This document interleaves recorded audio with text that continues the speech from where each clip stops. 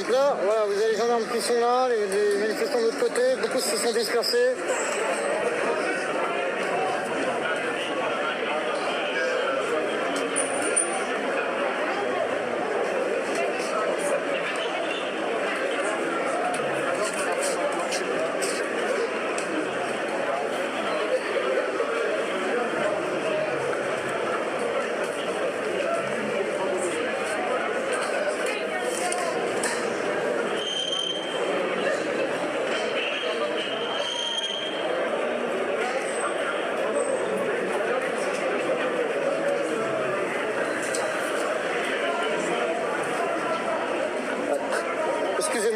c'est possible de faire passer? Très bien, merci, pardon. Pardon. Voilà, je vais me demander si je pouvais passer, c'est bon. Ah, il y a un très très gros dispositif de force de l'ordre. Hop, on va essayer de se faufiler. Alors, on va passer de l'autre côté.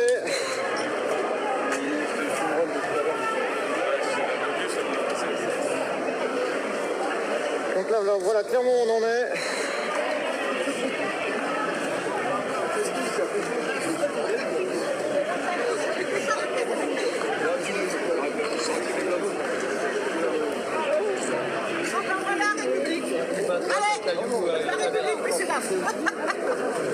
À République, à République.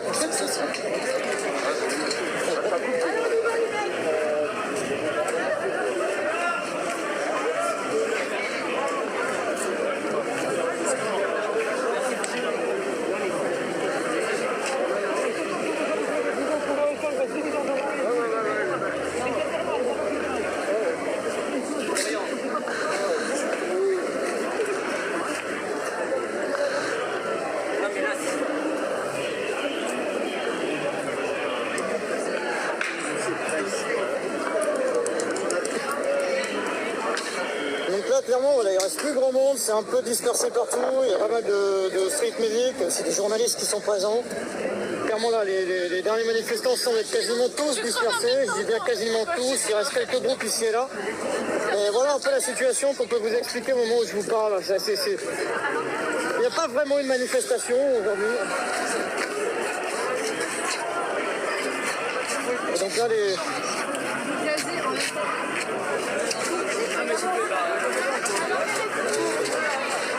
gendarmes sont en train d'avancer là.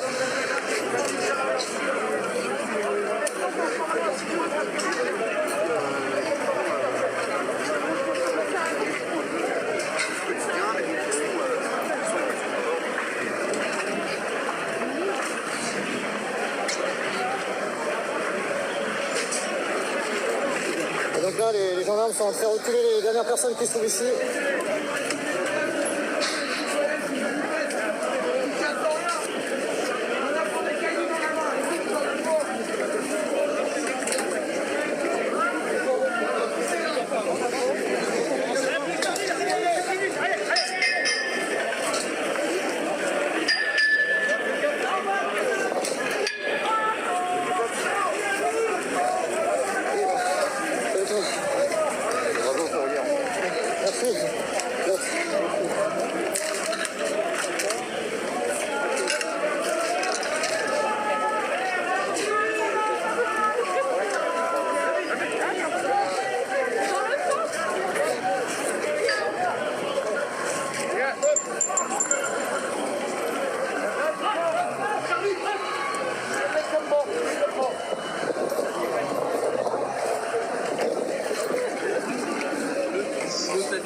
Ouais, c'est ça, c'est ça.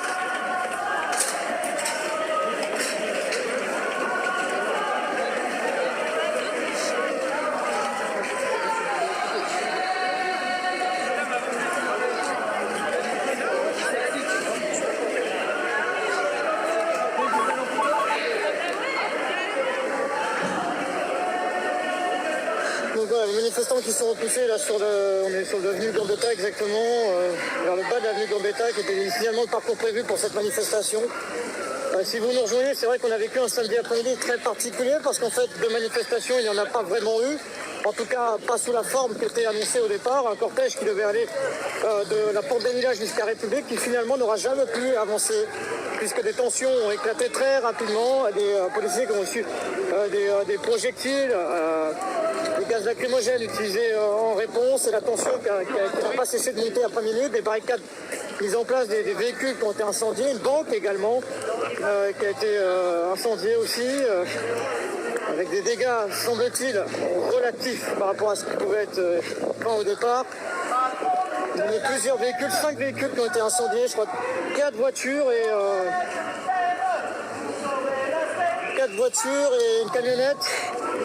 Et ça s'est passé vraiment au tout début de la manifestation. Le cortège n'a pas pu avancer.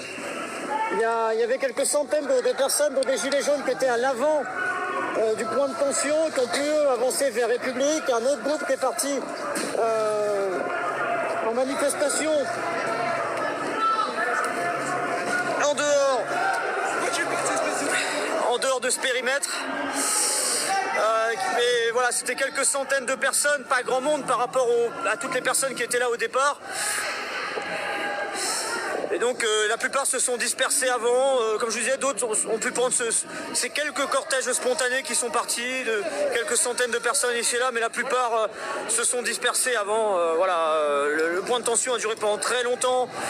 Au bout de 2 heures à 16 heures, il y avait ces incendies très importants et le cortège n'a jamais pu avancer finalement. Donc ça a été une après-midi très particulière avec un point de départ de manifestation aussi, je ne vais pas dire inédit, mais qui est très rare, qui n'est pas forcément non plus un point très facile pour mobiliser. Porte des Lilas à Paris, c'est pas l'endroit où on a l'habitude de voir des manifestations très clairement, et c'est pas non plus les quartiers où on a l'habitude de voir un cortège avancer.